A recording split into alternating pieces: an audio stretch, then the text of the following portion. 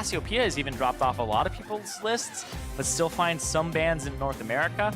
So I like that the bans are freed up and you can target ban more and more on this patch. See that a little here with the Nocturne ban as well by FlyQuest, so taking that away from Wiggily. Also, Jace will be banned by Counterlogic Gaming, so clearly something Viper and I assume Pobelter have been practicing. But as you mentioned, Jace, we've already seen him in 4 roles in the LCS. Yeah, Jace is just kind of the flex pick to get rid of because he's annoying. Because he can be played in 4 roles and it allows people a lot of flexibility on blue or red side to kind of hide things and get a favorable matchup for him. It feels like they're just getting him away so they don't have to think about that. He's one of the most banned champions across the world now because of that.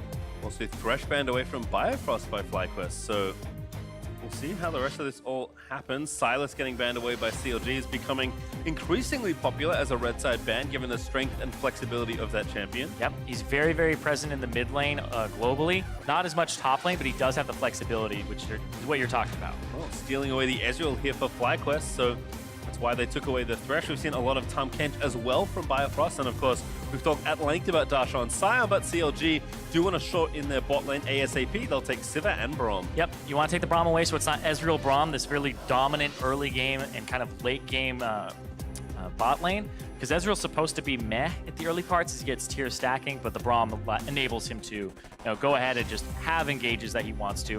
Now, CLG have a good core to build bruisers around and start going for even a tankier composition too. So melees fit into this comp for CLG really well with the Braum and the Sivir speeding people up. There is Alistar there. Looks like the Bard Flash was just poking some fun at Biofrost. He was a very good Bard, but unfortunately I don't think we'll see that champion for quite a while. And one more pick to come now for FlyQuest here. We'll see what direction they want to go. Do they want to pick a flex pick to try and get their solo lanes moving? Do they just take a jungler here for Santorin? Lots of options here. Whoa! Riven will get picked up. Okay, that's a really early Riven here. He has no idea what he's going to play it into, but he's just saying, Darshan, you can play anything into me, and I'll be fine playing into that. That is actually insane. It could be a flex pick too. I'll have to find the tweet, but at one point, Viper, when he was playing in Academy, did tweet that you can play Riven into anything, was effectively the tweet that he made out. So he's clearly very well versed and very confident. Riven also gained even more win rate when Conqueror got changed, so he's clearly happy with these changes despite the hotfix coming in and reducing the power of that somewhat. There won't be a top lane pick either here for CLG as they give Sejuani over to Wiggily, so it's kind of the gauntlet being thrown down, I feel like. Viper, I mean, he's one of the newest players to the league, playing one of the oldest as far as experience goes, and he's saying, yeah, Darshan, what you got? Because if it's Sion, I don't care. Yeah, I mean, Sion got nerfed previously, and the last time these two teams played each other, though, that was the 11k HP Sion with the FlyQuest versus CLG. FlyQuest got ahead early, CLG crawled their way back in because FlyQuest weren't proactive, and so we'll see what CLG drafts here in the top lane. Now, I think they will still leave that for later in the draft.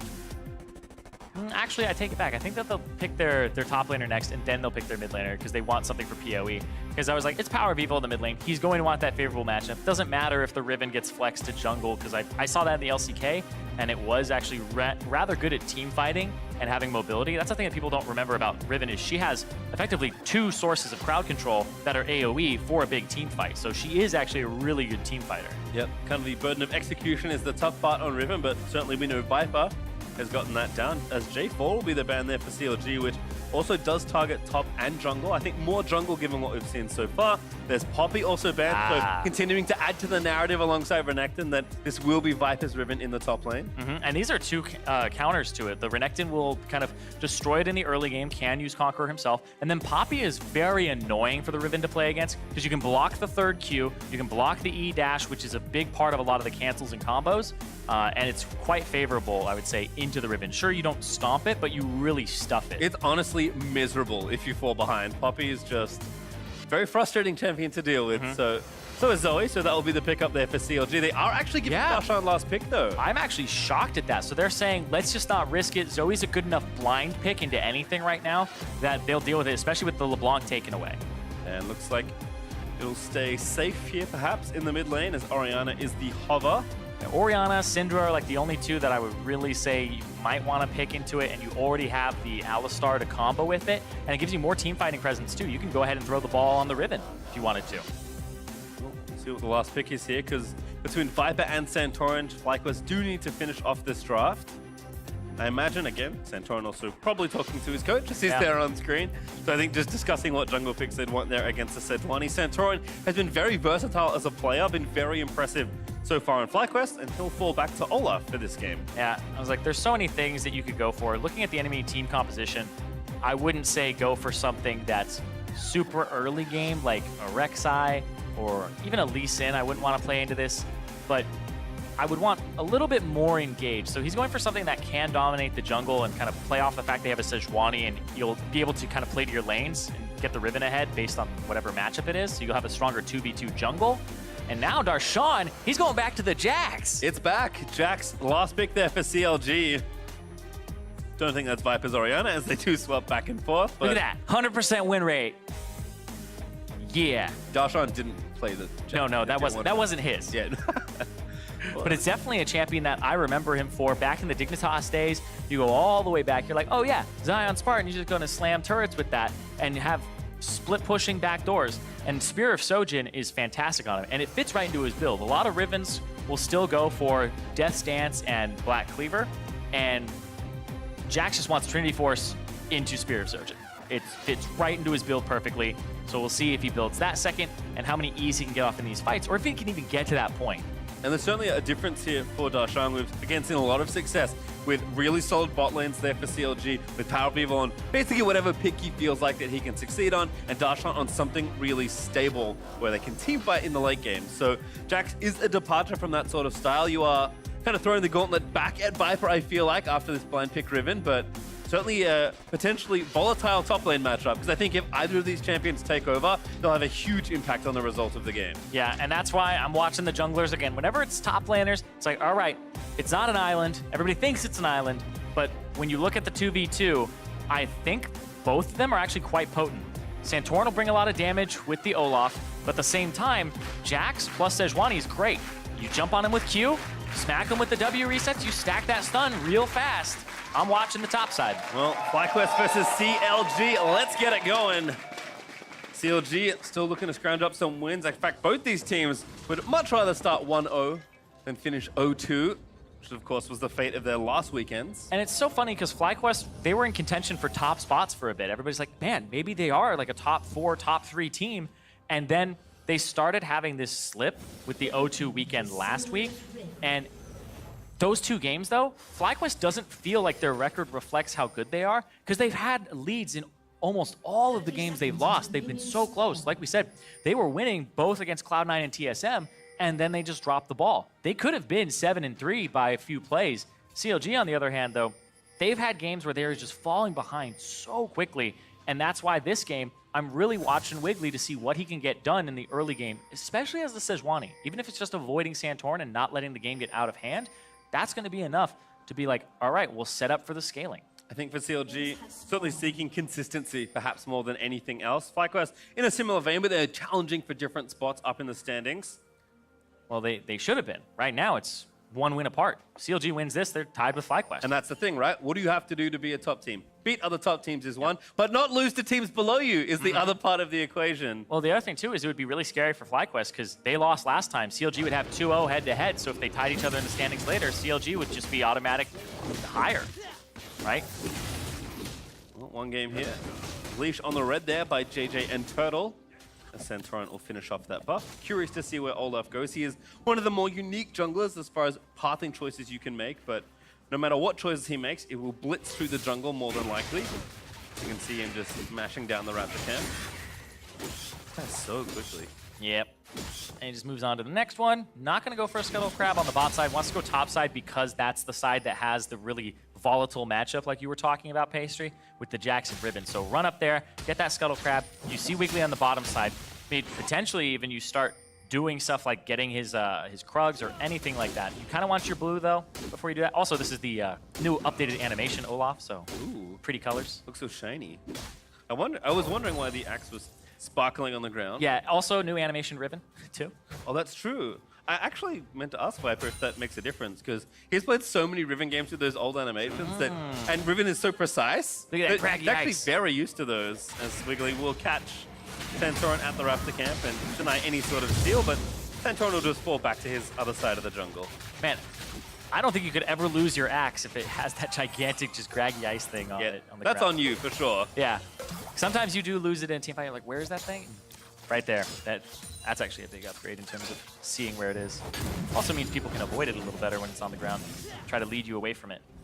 Pushing lanes for CLG by the looks of things, at least early on. Stixxay and Biofrost down here are getting the wave shoved in. Zoe doing the same there for PoE. And Darshan has already taken early back. Yeah. In Battle Conqueror, it is time for double Doran's Blade. Yeah, it's just trying to make sure he doesn't get destroyed early game. And you're playing against a Riven one trick. Now, one tricks, they have such intimate knowledge of matchups. And now for Darshan, it's how many Rivens has he played Jax against? And what is kind of the points in the matchup where you can flip it or you get stronger than her? When do you really have to press that advantage? Because you know Viper is going to know that better, regardless of how many Jax games Darshan has played. Viper would definitely have more knowledge of that. It's just, is it enough on Darshan's side? And also, I mean, does he have a jungler to help him out? That's another thing. Right now he has Wiggily, who is snuck into that brush there. He's going to sneak into the next one, and Viper... You don't see the blue line. Yeah. Yeah, we see it, but you don't see it. I actually tested it once where I was like, if I'm ganking my top laner, am I trolling him? No, you don't see it as the enemy team. Viper, though, with some good sense, is at least playing away and trying to find Wiggily, but And now he's so far forward. He does land the first stun. He's going to try and flip away to safety. Ooh. There's the stun follow-up. There's the follow-up stun by Wiggily, and that'll be first blood over to Darshan. That was perfectly done. Darshan flashes, knowing he's going to flash that way, reads it, and the same thing happens for Wiggily. The double stun to pick that one up, and the first blood to that top lane. That's exactly what CLG needed. Viper was trying to play safe, but not safe enough. Yeah, he even gets the stun here at the start. One stack, the flash follow. Even though he used the third Q, it doesn't knock Darshan up or back, and it still gets stunned by it, followed by Wiggly's stun. That was just flawless execution there on the follow with the flash. Certainly was, and with plays like those, make sure you tweet your big plays to us at LOL Esports using the hashtag LCS Big Plays. Whatever your favorites were, get them out there on the internet, and I'll look at them. Yeah, I can't tell you how many times I have seen a Jax flash after people with Counter-Strike up, and then they miss it. Like, they flash after, and they just swing at nothing. It happens all the time, but PowerOfEvil gonna get some damage on Pobelter, has a heal. Is this the follow? No. There's an exhaust there on the ground. He wants it, but a portal jump right now. Walks through the distance, but likely worth it. You can see Pobelter already gone back with 2 Doran's rings, actually. But as you said, Battle Crab is underway once more. And Santorin trying to juke around. He finds the angle. Suck it in. But now the Ignite is down and Wiggly's back at it again. PowerOfEvil flashing forward, flashing again. Goodbye, Santorin.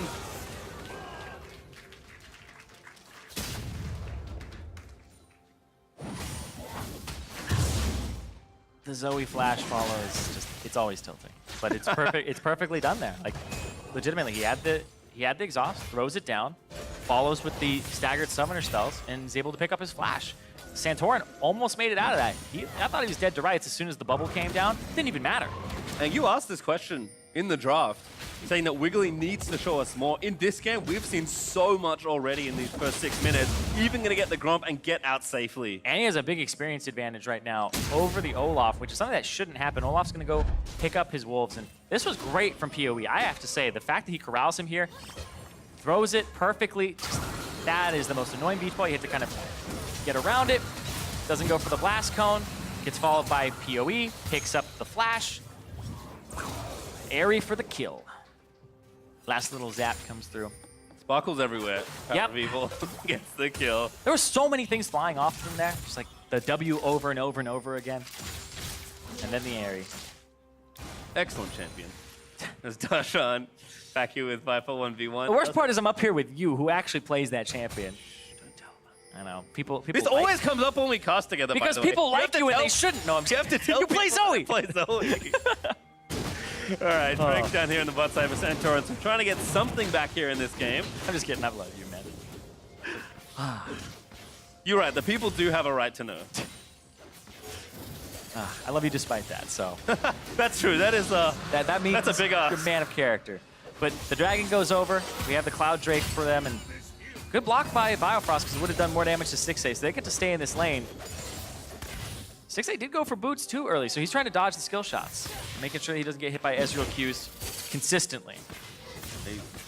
A solid strategy. It looks like the CS has stayed pretty even. Well, not the top lane. Tier, charging it up, yeah. Not in their top lane. That top lane is that is tilted in Darshan's favor greatly.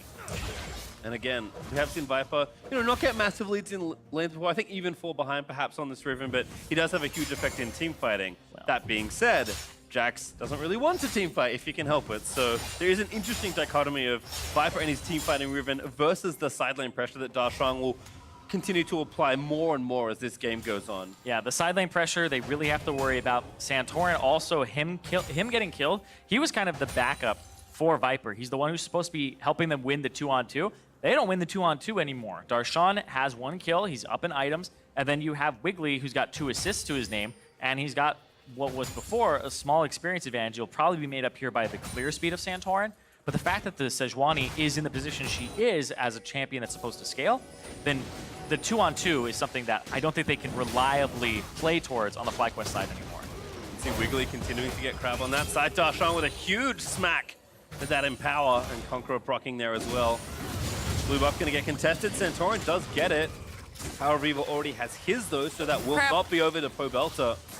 The crab block. Helped him out there. Wiggly's going to pick that one up.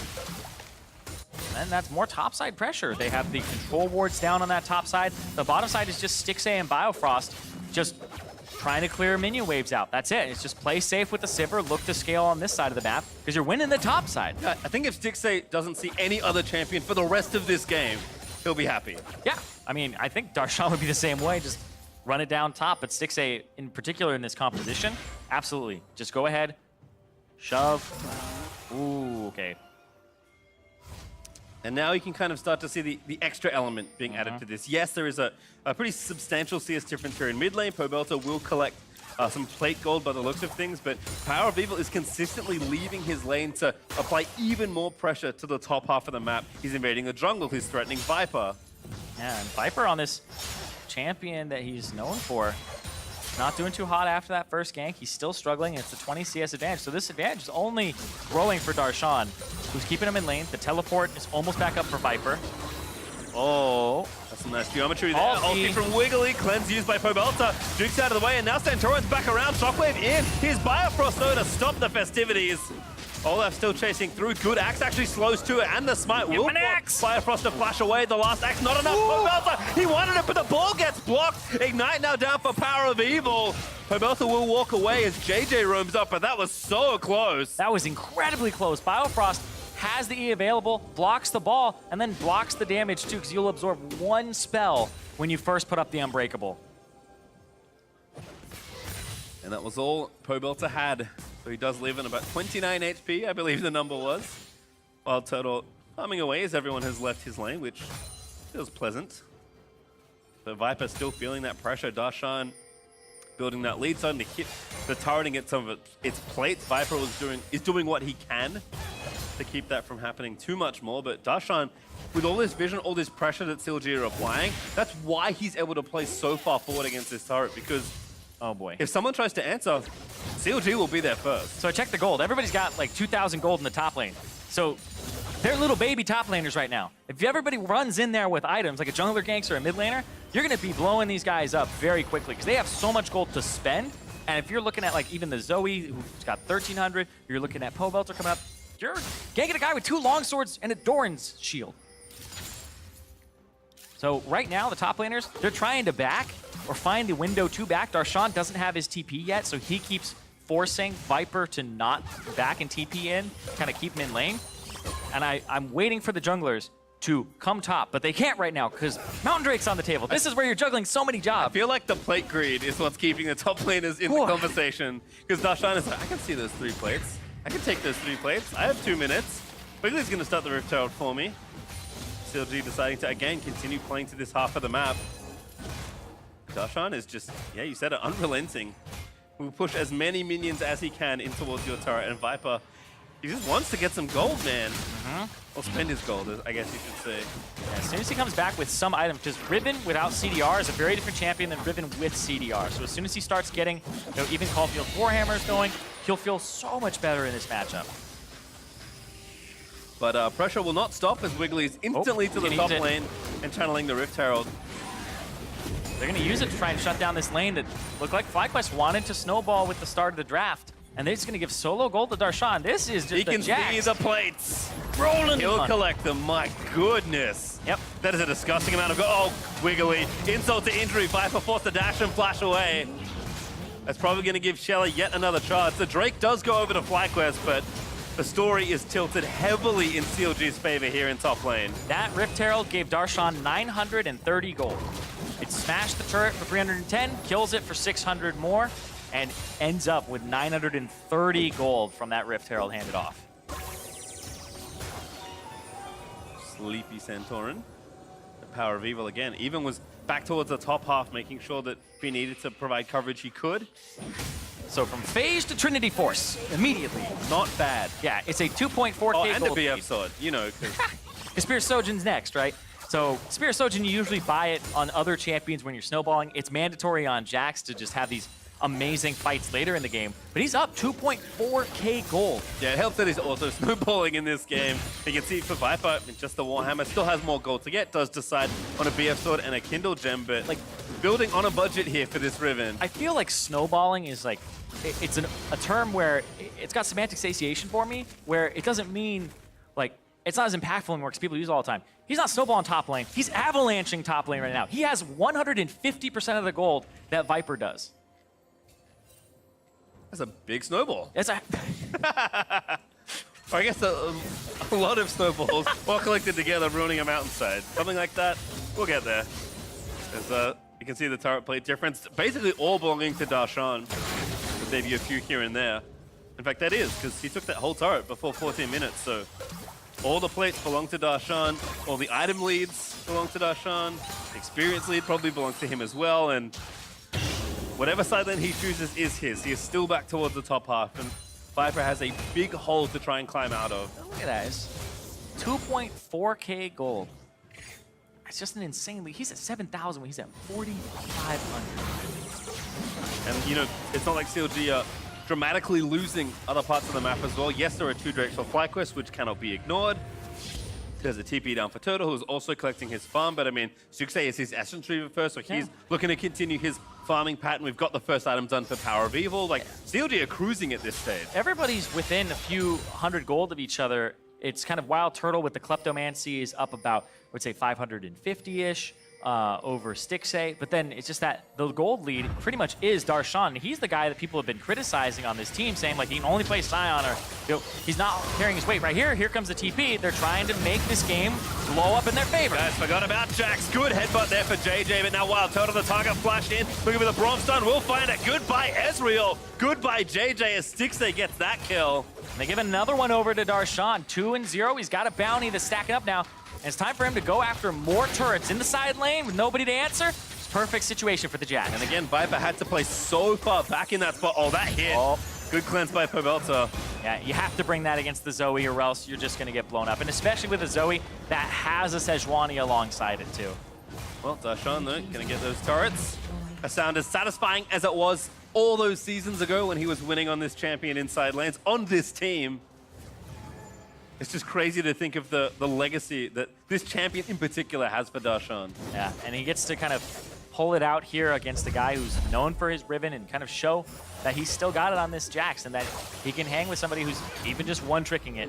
The great TP to make sure that he's able to join this fight, and then Darshan, the flash to follow WildTurtle after he had gotten headbutted over the wall. It was a long way that he traveled from JayJ's headbutt. Still enough to catch it. Kindle Gem now up for Darshan, and he moves quickly towards item number 2. There is an Infernal Drake also up in 1 minute. But wherever Darshan is, that's the strong side of the map. So CLG will park in bot lane and make sure that Drake is theirs. Park in bot lane, they use Stixxay and Biofrost to shove out the top side, and then they're going to roam down. And you can see the CSD live right now, 8,300 gold. And that gold difference, almost 3,000. Not far off. As WildTurtle and JayJ at least keeping Darshan tethered to this turret. Can't see too much else. And again, the expectation is that everyone is in the area for this Infernal. You can also see PowerOfEvil. Despite that CS difference, looking okay. He's given up a lot actually in this game. It's probably worth pointing out. To try and be there for his team. JayJ there with a flash. There's a shockwave. Biofrost going to be the pickoff, but Bob to stopwatch. Good timing. No, Biofrost with the flash. Does not die with the door up. He gets out perfectly, and PowerOfEvil wants more. Wiggily, what a snipe there with the ulti. Can't follow up though. We'll get the flash out. Darshan goes to sleep. Darshan. I mean, that's what it feels like. Darshan. Impending doom. Darshan, get in there! Oh, he threw it! Just smacked it. Just picks it up. And it's the Spear of Sojin first for Viper, actually. I was surprised at that. So he went for CDR straight into the Spear of Sojin to compete with Darshan here. Viper's the one who doesn't TP, doesn't get involved in this fight at all. And it's just more going over to the side of CLG. That does give the Drake that we expected over, as Stixxay and Biofrost going to do their best to chase down Viper. That Q hit. Oh, Viper, when you're chasing him, you have to kind of watch out. Because if he can turn it, it would be really, I don't even know, like the damage output that he can do with a Spear of Sojin is very high. CLG play it safe.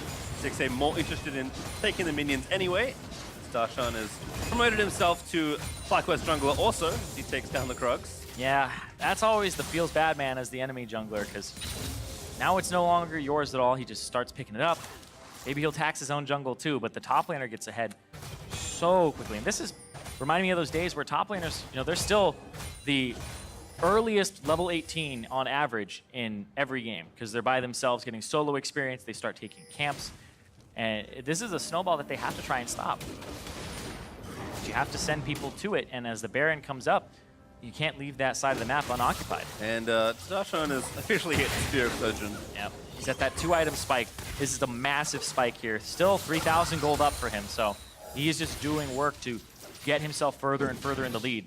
For FlyQuest, have to see what they can pull out here. They've got the Ezreal. They've got, I mean, perfectly good team fighting here. We've seen Viper's Riven, even in more dire situations, look good in the 5v5, but we keep saying it, it just doesn't feel like CLG are going to give them anything, any sort of fair team fight. Yeah, and you keep talking about this team fight that FlyQuest want, and it can go their way. They have JayJ on the Alistar, they can get some poke and tons of damage from the Ezreal later, and then if they can get a good cow ball combo, because that last one only hit a single person. It looked like it was going to hit more with the Pulverize and the Orianna ultimate, but it just wasn't there. If it hit more people, then that team fight might look different for FlyQuest. They still need to fish for those opportunities, and that's really what could get them into the game, because Darshan doesn't have teleport for a little bit longer, but also you really want to avoid this Jax. You want to have a team fight that's swift without him being involved. And the other end of it is what we've seen from Darshan all throughout his history.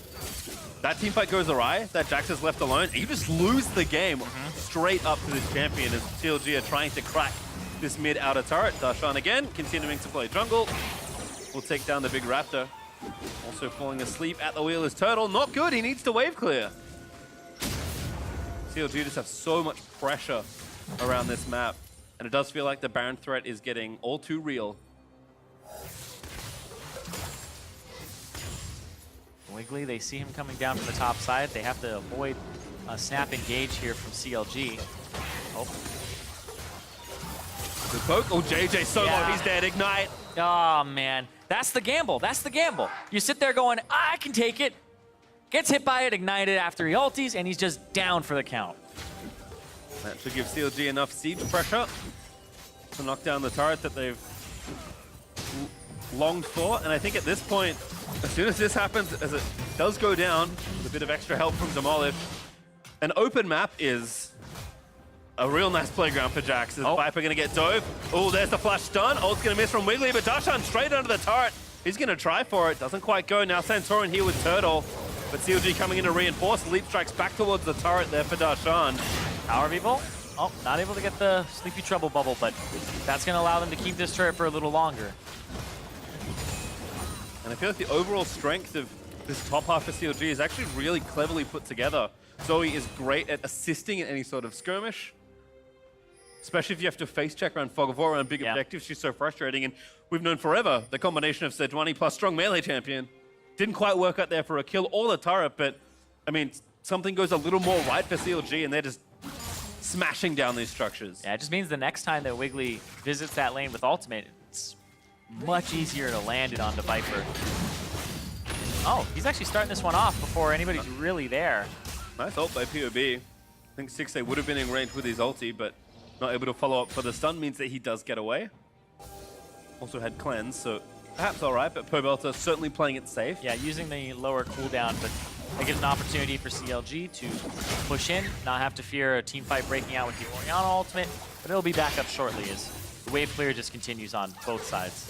Also another Mountain Drake on the way here. Darshan would love to add that one to his collection.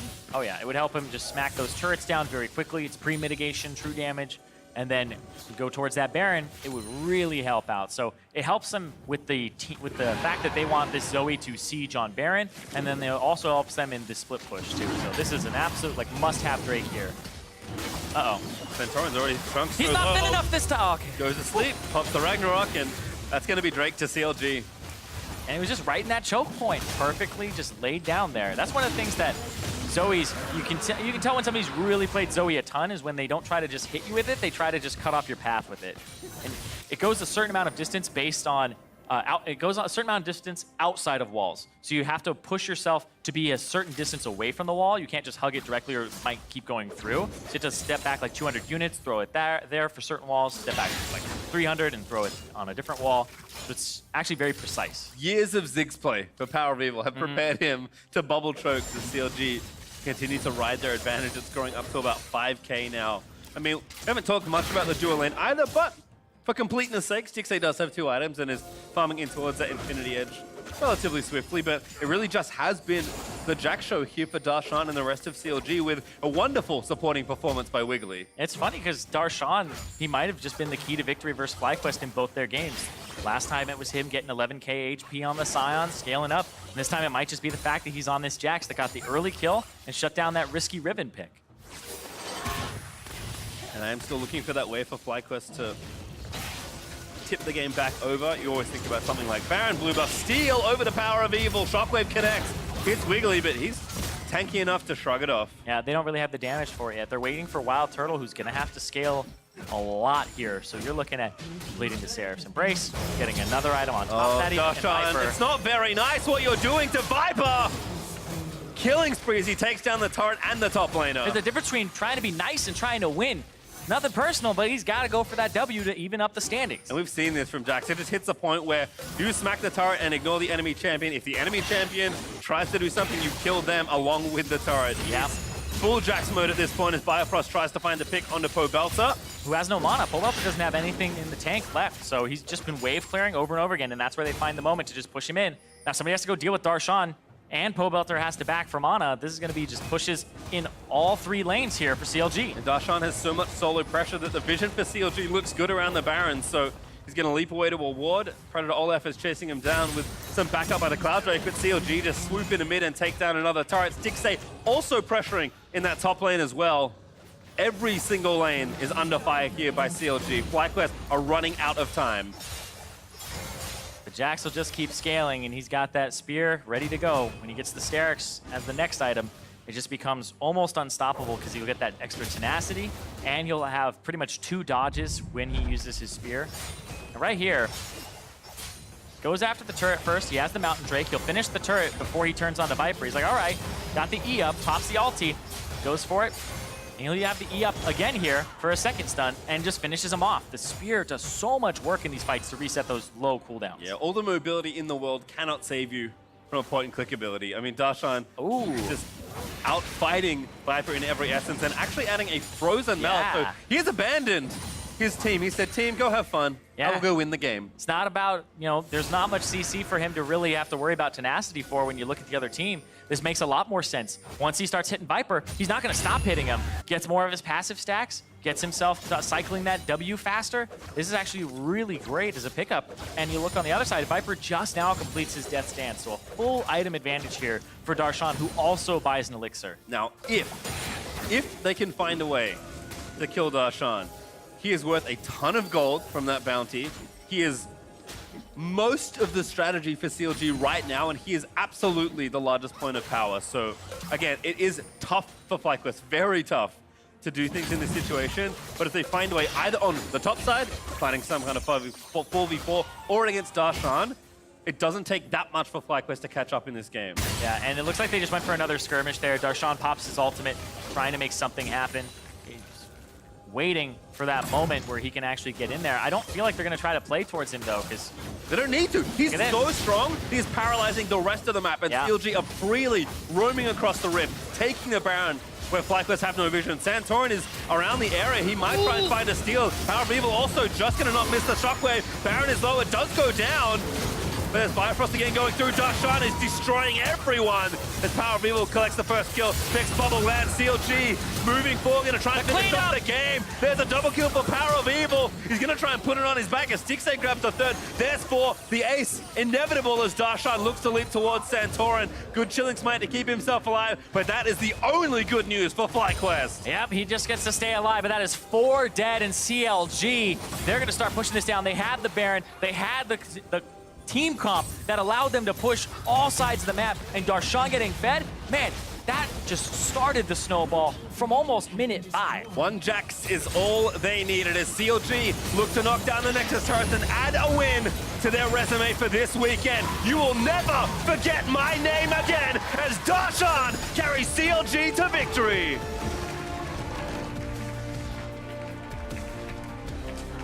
An immaculate performance on that. That's how you thank a jungler for a gank.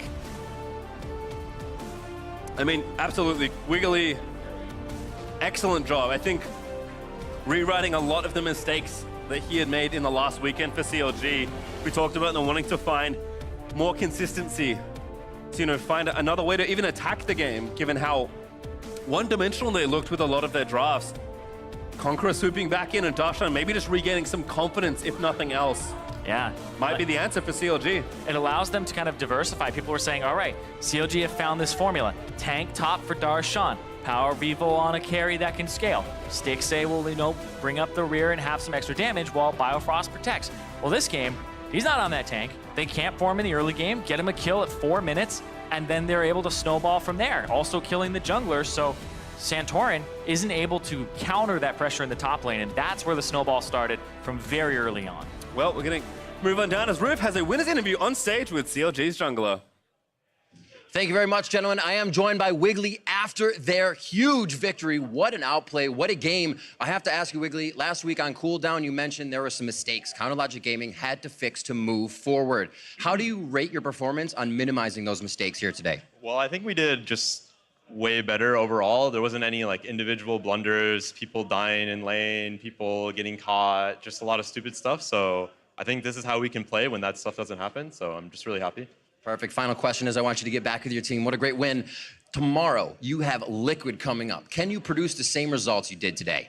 Yeah, I think we can beat anyone. I don't think there's any team that's that far ahead of another team. Obviously, Liquid is the favorites right now, but I think any team can beat any team, so I'm pretty confident. Awesome. Wiggily, thank you very much. Congrats on the win, and we will be heading over to the State Farm Analyst Desk. Thank you very much, Riv. And we are into a game where CLG, I mean, what a good win. What a feel-good win. Zion's firing is back.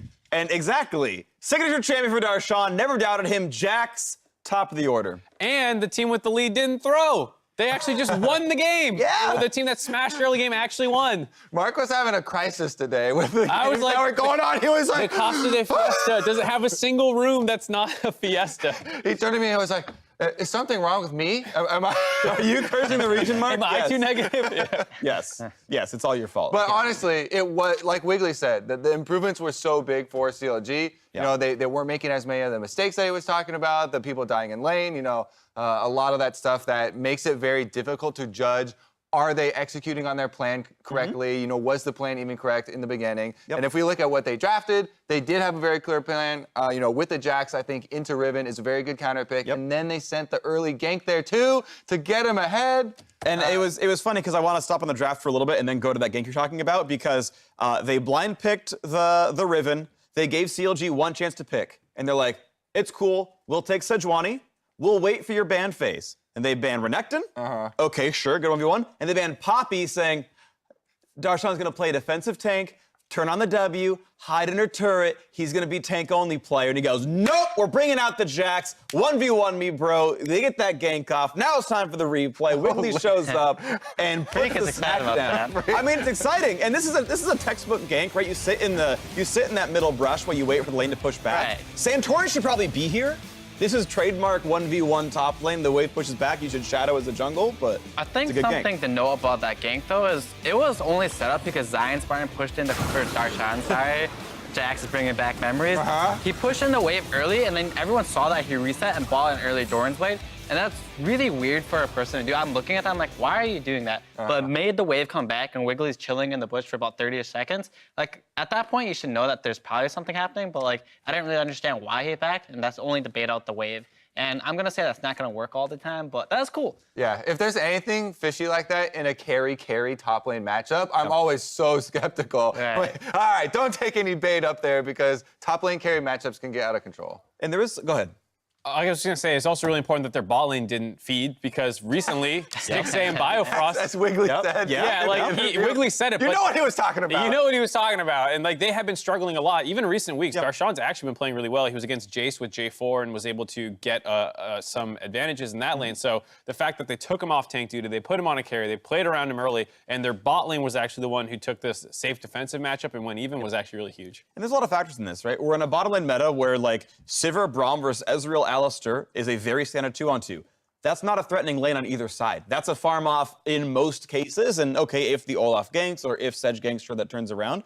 But what's also interesting, I want to call back to last year where CLG had one of the best, if not the actual best early game in LCS, and Darshan had like a 90% first blood rate. Like, it was always first blood and always top lane, and one of the strengths that I remember him being sort of talked about was he always knew when to call his teammates over, what they needed for the gank to happen, and it always worked. They always got the kill. And if we're in a meta where it's all safe bot lanes and you get it play carry top versus carry top, Darshan just knows how to get first blood in that lane, how to get his team over and make that kill happen. Right, he's such a veteran player that's been around longer than I have, and he has a lot of experience with these split pushing champions. And if that's something that comes back into the meta, I'm really excited to see if he can go back to the old days of just like when he was on Team Coast and all the old CLG even a long time ago where he would just split push to victory. And you saw today earlier, who was the 0-4-0 Rise that won the game? Broken Blade. Broken Blade, yeah. Right. People are just split pushing to victory. They don't care about the score, but this side, he's like got a good score and he's split pushing to victory too.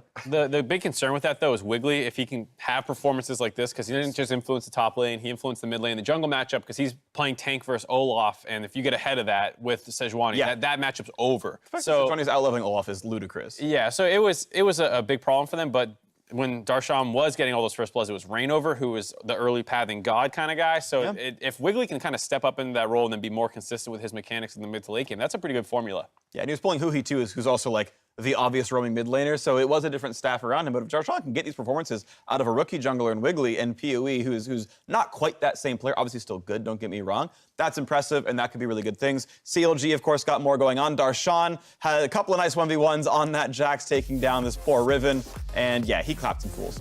Right, I was talking to Freak during this, and I was wondering, how many items does a Riven need to be able to beat a Jax? Because if there are even items, I'm pretty sure Jax just beats up a Riven. So does Riven need a full item or just half an item? Is that enough to win? Me and Freak both don't play Riven or Jax to the extent that pros do. So I was like, maybe someone in Twitch or Twitter knows the answer to that. Call for Shinshin. Right, can Riven beat Jax? Never. 1v1 even items? Oh, yeah, no. Straight up? He's just surprised that Darshan won the game at all. I mean, Jax should never win a game according to him. Yeah, to clarify your point, right, like, obviously Riven's ahead, or sorry, Darshan is ahead the whole time. Yeah, how much gold does Viper need for that matchup to not be so atrocious? I don't know. That didn't look like a half item difference. I mean, he was a half item down when that fight happened, and so you're saying he would need a half item advantage. Like, so add an extra Triforce on top. Is that fight now close? Maybe? I don't know. It looked tough. I would say a full item. Yeah. I think a full item and the Riven has it. The other thing that we were talking about, like